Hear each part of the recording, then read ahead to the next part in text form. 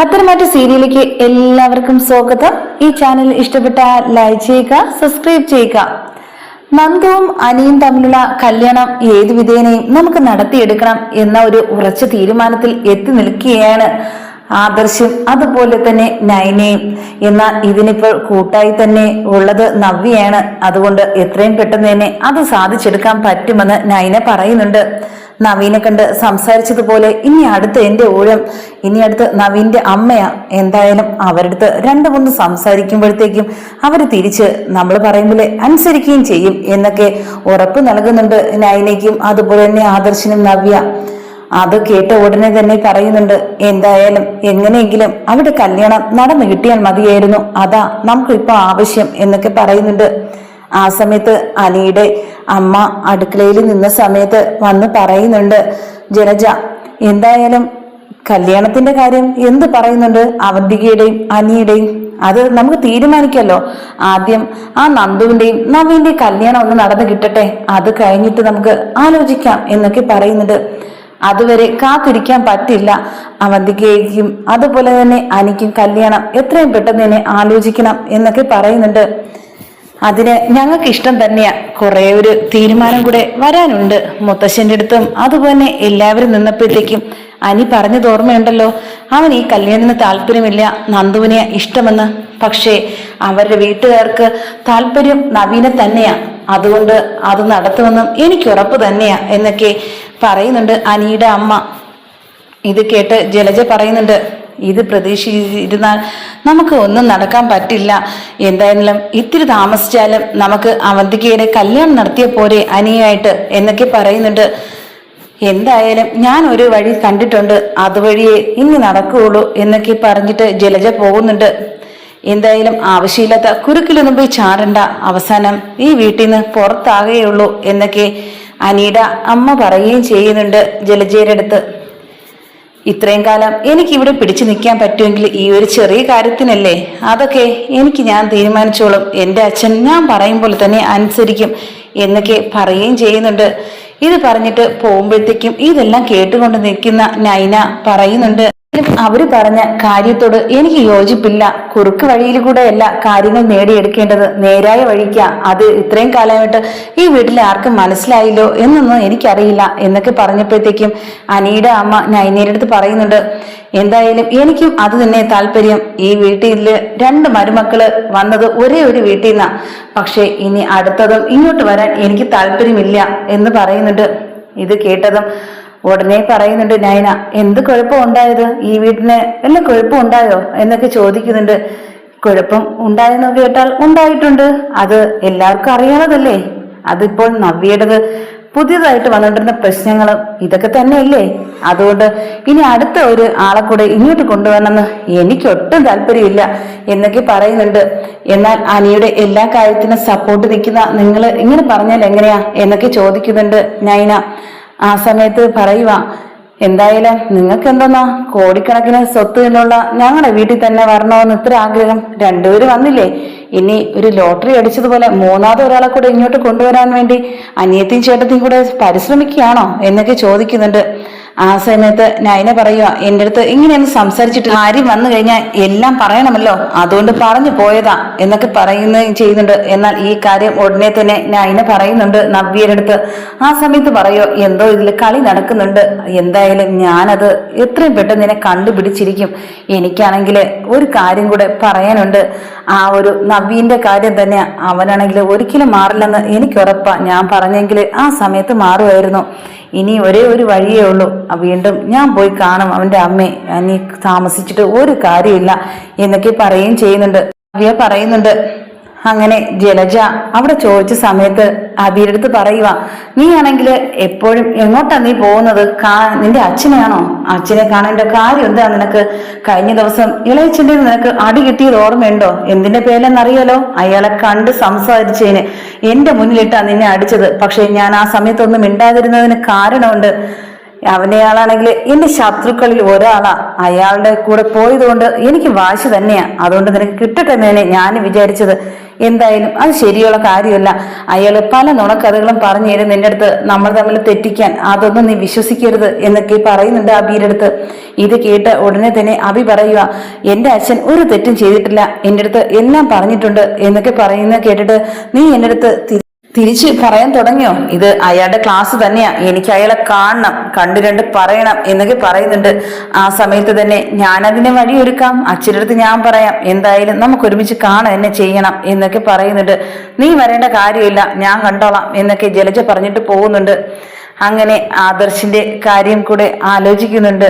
ആദർശ് ഇതൊക്കെ കാണുമോ ഞങ്ങൾ തമ്മിൽ സംസാരിക്കുന്നത് എന്നൊക്കെ അഭി പറയുന്നുണ്ട് ജലജയുടെ അടുത്ത്. ആര് കണ്ടാലെന്താ, എന്റെ ശത്രുവാണ് അയാളെന്ന് ഇവിടെ എല്ലാവർക്കും അറിയാം. പക്ഷെ നീ എന്തിനാ അവന്റെ ബേക്കിൽ നിന്ന് പോകുന്ന എനിക്കറിഞ്ഞിടാത്ത. അച്ഛനെന്ന് പേരുണ്ടെങ്കിലും അയാൾ എന്ത് തെറ്റാ ഈ കുടുംബത്തോട് ചെയ്തതെന്ന് നിനക്കറിയാവോ എന്നൊക്കെ ചോദിക്കുന്നുണ്ട്. ആ സമയത്ത് പറയുക അഭി, ഏത് തെറ്റ് ചെയ്തിരുന്നാലും അച്ഛൻ ആർക്കു വേണ്ടി ചെയ്തതാന്ന് അത് അമ്മയ്ക്ക് അറിയാവോ? ആ ചോദ്യത്തിന് മുന്നിൽ മിണ്ടാതെ നിൽക്കുന്നുണ്ട് ജലജ. എന്നിട്ട് പറയുക, എന്തായാലും ഞാൻ തീരുമാനിച്ചു, അയാളെ കാണും ഇന്ന് തന്നെ എന്നൊക്കെ പറയുന്നുണ്ട്. അങ്ങനെ അഭി വിളിച്ച് പറയുന്നുണ്ട്, അമ്മയെ എവിടേക്കും വെച്ച് കാണണമെന്ന് പറയുക, എവിടെ വെച്ച് സമയം കിട്ടും എന്നൊക്കെ ചോദിച്ചിട്ട് പറയോ, പാർക്കിൽ ഞാൻ വരും, പക്ഷേ ഒരു കാര്യമുണ്ട്, നീ കൂടെ ഉണ്ടായിരിക്കണം എന്നൊക്കെ പറയുകയും ചെയ്യുന്നുണ്ട് നാഗേന്ദ്രൻ. അങ്ങനെ ഒരു വൈകുന്നേരം രണ്ടുപേരും കൂടെ പോവുക. ആ സമയത്ത് ആദർശ് ചോദിക്കുക, നൈനയും കൂടി എങ്ങോട്ടാ പോകുന്ന ഈ സമയത്ത്? ഇല്ല, ഞാൻ 2-3 സാധനം വാങ്ങാനുണ്ട്, ഞാനും കൂടെ പോകാമെന്ന് പറഞ്ഞു. അങ്ങനെ പോവുക. പക്ഷേ നൈനയാണെങ്കിൽ ഇതൊന്നും വിശ്വസിക്കുന്നില്ല. ആദർശിന്റെ അടുത്ത് പറയുന്നുണ്ട്, എന്തോ കാര്യമുണ്ട്, അല്ലാതെ രണ്ടുപേരും ഒരുമിച്ച് പോകില്ലല്ലോ, എന്തായാലും എവിടെയെങ്കിലും ആയിട്ട് പോയിട്ട് വരട്ടെ, നമുക്ക് പിന്നെ മനസ്സിലാക്കിക്കോളും എന്നൊക്കെ ആദർശ് പറയുകയും ചെയ്യുന്നുണ്ട്. അങ്ങനെ നാഗേന്ദ്രനെ കാണുന്നുണ്ട്. നാഗേന്ദ്രൻ്റെ അടുത്ത് പറയുക, എൻ്റെ അച്ഛൻ്റെ സ്വഭാവം അറിയല്ലോ, ഇനിയും വലിയ തെറ്റുകൾ എൻ്റെ അച്ഛനെ കൊണ്ട് ചെയ്യിപ്പിക്കരുത്. നിങ്ങളാണെങ്കിൽ എൻ്റെ കുടുംബത്തോട് ചെയ്ത ദ്രോഹമൊന്നും ഞങ്ങൾ ഇത്രയും പെട്ടെന്ന് മറക്കുകയൊന്നുമില്ല എന്നൊക്കെ പറഞ്ഞപ്പോൾ നാഗേന്ദ്രൻ പറയുക, ഏത് തെറ്റ് ചെയ്തത് നീയല്ലേ? ഞാൻ വിശ്വസ്തനായ നല്ല മരുമകൻ തന്നെയായിരുന്നു, പക്ഷെ നീയാ ഇതിനകത്തുനിന്ന് കളിച്ചത്. ആ മാലയുടെ കേസ് ഞാൻ പറയണോ? ഞാൻ നിനക്ക് സ്നേഹം കൊണ്ടാ നിനക്ക് ഞാൻ ആ ഡിസൈനുള്ള മാല നിനക്ക് കൊണ്ടുവന്നത്, പക്ഷെ നീ അത് എന്നെ ചതിച്ചില്ലേ, അത് മാറ്റിയിട്ട് എനിക്ക് വേറെ തന്നില്ലേ, അതൊക്കെ ഞാൻ ഒരിക്കലും മറക്കുന്ന കാര്യമൊന്നുമല്ല. ആ സമയത്ത് ഞാൻ ചെയ്ത നല്ല കാര്യത്തിന് നീ എനിക്ക് തന്നത് എന്താ? എൻ്റെ മക്കളെയും, അത് മാത്രമല്ല നീ എൻ്റെ കയ്യിൽ നിന്ന് ഒഴിഞ്ഞു പോവുകയും ചെയ്തു. അതെന്തിനു വേണ്ടിയാ? നിനക്ക് പണത്തിന്റെ കാര്യം മാത്രം ആലോചിച്ചാൽ മതി, നിനക്ക് ബന്ധങ്ങളെ കുറിച്ച് ഒരു ചിന്തയില്ല, ഇപ്പോഴും അത് തന്നെയാ എന്നൊക്കെ പറയുന്നുണ്ട്. ഇത് കേട്ട ഉടനെ തന്നെ ജലജ പറയുക, ഞാൻ തെറ്റ് ചെയ്തിട്ടുണ്ടെങ്കിൽ പിടിച്ചു നിൽക്കാനും എനിക്കറിയാം, പക്ഷേ നീ ഇനി അങ്ങോട്ട് വന്നു കഴിഞ്ഞാൽ എൻ്റെ തെറ്റൊക്കെ ഇല്ലാതായി പോവും എന്നൊക്കെ പറയുന്നുണ്ട്. ഇതൊക്കെ ഞാൻ പറയിപ്പിക്കണോ നിന്റെ അച്ഛൻ്റെ അടുത്ത്? തെളിവ് സഹിതം ഞാൻ കൊടുക്കും. ഇത്രയും കാലം ഞാൻ പറയാതിരുന്നത് എൻ്റെ മക്കൾക്ക് വേണ്ടിയാ.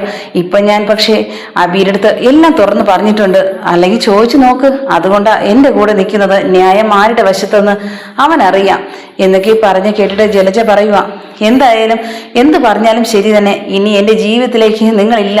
ഒരു കാര്യം ഞാൻ പറഞ്ഞേക്കാം, ഇനി എൻ്റെ മക്കളെയോ അതുപോലെ തന്നെ ഞങ്ങളെയോ ശല്യം ചെയ്യാൻ വരികയോ സംസാരിക്കുകയോ ചെയ്യരുത് നിങ്ങൾ എന്നൊക്കെ പറയുന്നുണ്ട്. അത് ഇവിടുത്തെ ന്യായോ ജലജ? ഞാനാണെങ്കിൽ എൻ്റെ മക്കളെ കാണും, സംസാരിക്കും, അത് എൻ്റെ മക്കളാ, കേട്ടല്ലോ, നിന്റെ മാത്രം മക്കളല്ല എന്നൊക്കെ പറയുക. അന്ന് ഞാൻ വിളിച്ചപ്പോഴത്തേക്കും നീ എൻ്റെ കൂടെ വരാത്തെന്താ? ഞങ്ങൾക്ക് ഒരുമിച്ച് ജീവിച്ചുകൂടെ മക്കളും എല്ലാവരുമായിട്ട്? പക്ഷേ നിനക്ക് കുറേ കാര്യങ്ങളുണ്ടായിരുന്നു. നിനക്ക് പണത്തിന്റെ ഓട്ടത്തിന്റെ ഇടയിൽ നീ ആണെങ്കിൽ ബന്ധങ്ങളെ മറന്നു, അതാ നീ ചെയ്ത തെറ്റ്. പക്ഷെ ഒരു നാൾ നീ മനസ്സിലാക്കും, അന്ന് എൻ്റെ കാൽ ചുവട്ടിൽ നീ വരും. എന്നിട്ടും അപ്പോഴും നീ പഠിച്ചില്ലെങ്കിൽ എനിക്ക് അതിലൊന്നും പറയാനില്ല. നിനക്ക് നിന്റെ അച്ഛൻ തന്നെ നിനക്ക് തക്ക ശിക്ഷ തരും. ആ സമയത്ത് എന്നെ തേടി നീ വരികയും ചെയ്യും. അതിനായി ഞാൻ കാത്തിരിക്കുക. എന്നെ ഏത് സമയത്ത് എന്നാലും നിന്നെ ഞാൻ സ്വീകരിക്കും. അത് എൻ്റെ നല്ല മനസ്സ് എന്നൊക്കെ പറയുന്നുണ്ട്. ഇത് കേട്ടതും ഉടനെ തന്നെ എനിക്കൊന്നും കേൾക്കേണ്ട കാര്യമില്ല, ഇനി എന്നെ ശല്യം ചെയ്യരുത്, എൻ്റെ വീട്ടുകാരെയും എന്നൊക്കെ പറഞ്ഞിട്ട് ജലജ പോകുന്നുണ്ട്. അങ്ങനെ ഫോൺ ചെയ്യുകയാണ് വീണ്ടും. നീ വീട്ടിലെത്തിയോ? എന്തായാലും ഞാൻ തീരുമാനിച്ചു ഇതെല്ലാം നിന്റെ അച്ഛനടുത്ത് പറയാമെന്ന്. ആ സമയത്ത് ജലജ പറയുന്നുണ്ട്, ഇപ്പോഴൊന്നും പറയരുത് എന്നൊക്കെ പറഞ്ഞ് മാപ്പ് ചോദിക്കുമ്പോൾ പറയുന്നുണ്ട്. ആ സമയത്ത് പറയുക, ഇവിടുന്ന് എൻ്റെ അടുത്ത് സംസാരിച്ചപ്പോൾ ഇങ്ങനെയല്ലായിരുന്നല്ലോ, ദേഷ്യമായിരുന്നല്ലോ, ഇപ്പൊ നിനക്ക് എന്ത് പറ്റി? എൻ്റെ മുന്നിൽ ഒരു പൂച്ചയെ പോലെ മിണ്ടാതെ നിൽക്കാൻ നിനക്ക് അറിയാവോ എന്നൊക്കെ ചോദിക്കുന്നുണ്ട്. അത് ഞാൻ ആലോചിച്ചു. പക്ഷേ എന്നെ എത്രമാത്രം വേദനിപ്പിച്ചിരുന്നാലും എനിക്ക് കുഴപ്പമില്ല. പക്ഷേ എൻ്റെ മക്കൾ ആ വീട്ടിൽ നിന്ന് പോകും. എൻ്റെ മക്കളുടെ ജീവിതം അതാ നഷ്ടപ്പെടാൻ പോകുന്നത്. അതുകൊണ്ട് മാത്രം തന്നെയാ ഇത്രയും കാലം ഞാൻ ഒന്നും പറയാതിരുന്നത്. പക്ഷേ ഒന്നും മിണ്ടാതിരുന്നു കഴിഞ്ഞാൽ ഞാൻ ആ വീട്ടിലെ തെറ്റുകാരെന്ന് എല്ലാവരും മനസ്സിലാക്കും. അതുകൊണ്ട് ഞാൻ ഒരു ദിവസം പറയുക ചെയ്യും കേട്ടോ എന്നൊക്കെ പറയുകയും ചെയ്യുന്നുണ്ട് ജലജയുടെ അടുത്ത് നാഗേന്ദ്രൻ. ഇതെല്ലാം കേട്ടിട്ട് അഭി പറയുക, ഇനി എന്താവുമെന്ന് എനിക്കറിയില്ല. ഏത് ഭാഗത്താ തെറ്റാ ശരിയാന്ന് എനിക്ക് മനസ്സിലാകുന്നില്ല.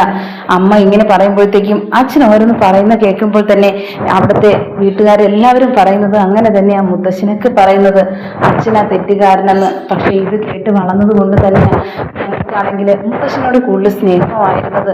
ഇപ്പോഴാണെങ്കിൽ എനിക്ക് അച്ഛൻ്റെ കാര്യം കേൾക്കുമ്പോഴത്തേക്കും സങ്കടം തോന്നുന്നുണ്ട്. പക്ഷെ ചില കാര്യങ്ങൾ നമ്മൾ മറച്ചു വെക്കുക തന്നെ ചെയ്യും. ആ ഒരു കാര്യം അച്ഛനെ കാണുന്ന കാര്യം.